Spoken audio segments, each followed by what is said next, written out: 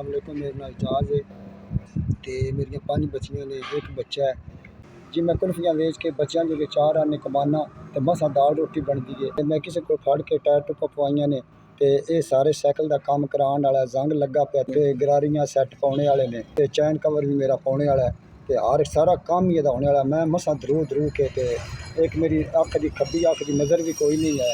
मैं साइकिल धरू के अपने बच्चों की कोई मसा दिहाड़ी लाना 5 तो 6 हज़ार रुपया लगता है मेरे साइकिल तो ठीक हो जाए। मैं चलो आसानी नाल वडेरा बंदा तो बहुत ही मुश्किल कमाना। मेरी एक अख की नज़र भी कोई नहीं। अल्लाह करे तो मेरा साइकिल बन जाए तो मैं अपने बच्चों जो भी रोज़ी रोटी आसानी नाल कमा सका।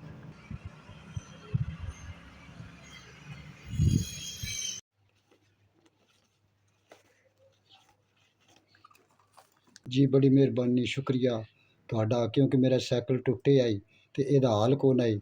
मैं बहुत गरीब बंदा है। मैं साइकिल बनवा लांदा। 5 बच्चियां ने निक्कियां निक्कियां ते इन्हां दी तुसां खिदमत कीती है, मेरी भी खिदमत कीती है। इन्हां जोगी मैं साइकिल ते रोज़ी कमा लांदा। तुहाडा घल्लिया 5,000। अल्लाह तुहाडी उम्र दराज करे, अल्लाह तुहानू बहुत खुश रखे ते तुहाडा 5,000 घल्लिया। मैं साइकिल अपना सैट करवा के ते बच्चों की रोज़ी कमा लांदा।